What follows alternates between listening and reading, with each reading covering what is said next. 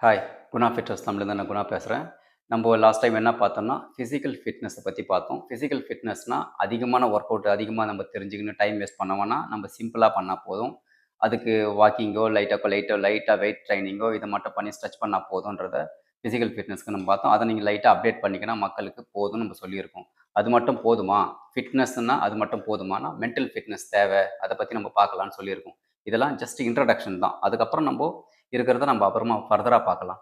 இப்ப mental fitness நம்ம அப்படி சொல்லும்போது, இப்ப நம்ம என்ன பண்ணலாம்னா, இப்ப நம்போ மென்டலா நம்ம பாதிக்கப்படக்கூடாது எங்கேயுமே. ரொம்ப பீஸ்ஃபுல்லா நம்ம மைண்ட நம்ம பார்த்துக்கணும்னா, ஃபர்ஸ்ட் நம்ம வந்து நம்ப யாரையும் ஹர்ட் பண்ணக்கூடாது.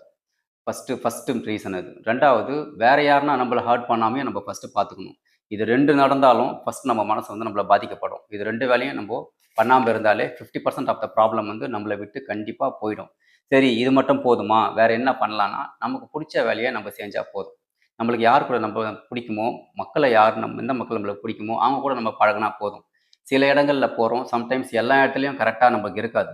அப்படி இருக்கும்போது, அந்த இடத்துல நமக்கு ஏதோ ஒரு பிரச்சனை, ஏதோ ஒண்ணு வருதுன்னா, please keep away from that distance. அதுலேருந்து நீங்க டிஸ்டன்ஸ் மெயின்டெயின் பண்ணி வெளியில போயிட்டே இருங்க. அப்படி போற சமயத்துல நம்ம என்ன ஆகும், மீதி பேலன்ஸ் நம்ம வந்து மென்டல் ஹெல்த் வந்து நம்மளுக்கு பாதிப்பு இல்லாம, நம்ம அழகா நம்ம பீஸ்ஃபுல்லான மைண்ட் நம்ம பாதுகாத்துக்கலாம். இது வந்து ஒவ்வொருத்தரும் மேக்ஸிமம் இந்த வேலைய பண்ணாலே, ஒரு 70-80% ஆஃப் த ப்ராப்ளம் வந்து நம்மள விட்டு போயிடும்.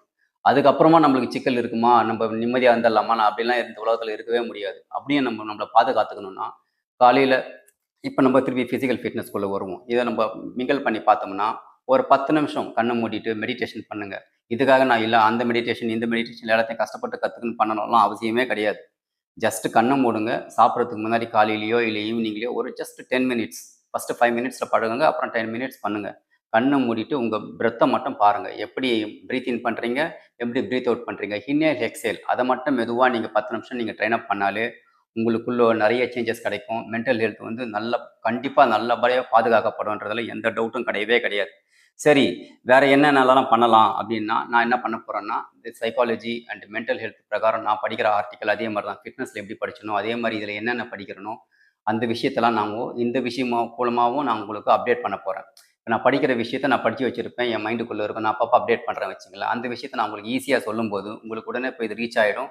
அத நீங்க எவ்வளோ பேர்னா அத பார்க்கலாம். ஆனா, பார்க்குறவங்கள்ல கொஞ்சம் பேர் அத ஃபாலோ பண்ணா கூட, உங்களுக்கு அந்த ஒரு மென்டல் பீஸ்ஃபுல்ல நீங்க கண்டிப்பா பாதுகாத்துக்கிறதுல நல்லபடியா உங்களுக்கு அந்த ரிசல்ட் கிடைக்கும்ன்றத நான் நம்புறேன். இது மட்டும் போதுமா?